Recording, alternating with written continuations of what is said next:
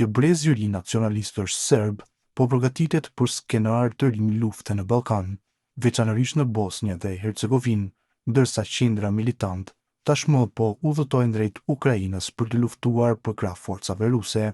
Kështu raporton media ndërkombëtare britanike The Telegraph.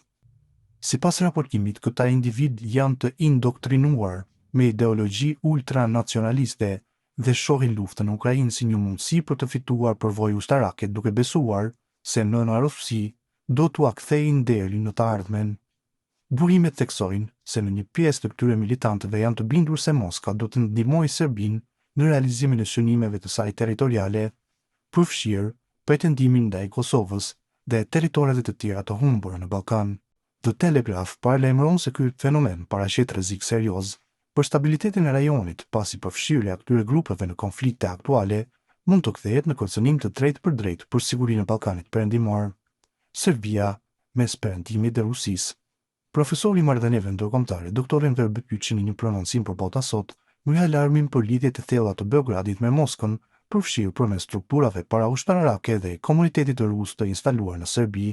Jetojmë në një kohë midis, sidomos Serbia gjendet midis kohëve dhe midis dilemës nëse duhet të bashkohet me NATO në EBN apo duhet të vazhdojë me aleancën ruse lindore, shpreh Bekyçi.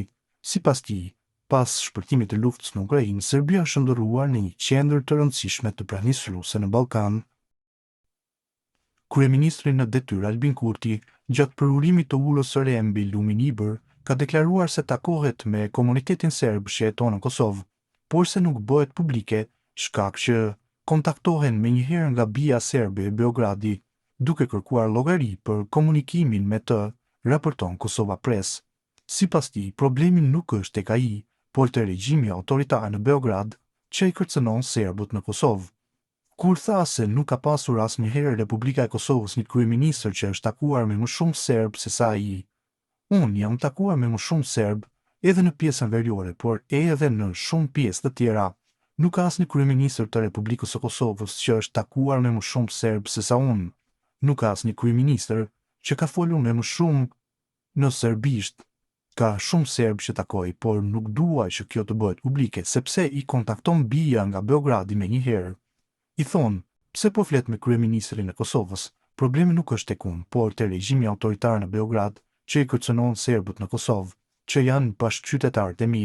Unë duaj që të jem kryeministër, siç edhe jam i të gjithë qytetarëve, pa marrë parasysh përkatësinë etnike apo religjioze, tha Kurti. Me një pyetje nga gazetarët nga komuniteti serb, Kurti u drejtua se pse nuk pyet serbët që nuk janë me listën serbe, se si ndihen dhe se si kanë frikë në Beogradi, nëse ata kuptojnë se janë takuar me Kurtin. Unë takohem me të gjithë. Mundemi edhe tash kudo në restorante ose kafene, pse nuk shkoni në kafene të takoni serb që nuk janë me listën serbe, ti pyetni si ndihen. A kuptoni ju që ata kanë frikë nga Beogradi, nëse ata e kuptojnë se më kanë takuar? Unë këtë e bëj, por nuk ka foto më pas. Ata kërkojnë nga unë të mos i publikojnë fotografitë dhe unë them, në rregull, sepse unë dua t'i mbroj. Unë jam për të gjithë këtu, tha ndër të tjera kryeministri në detyrë i Kosovës Albin Kurti.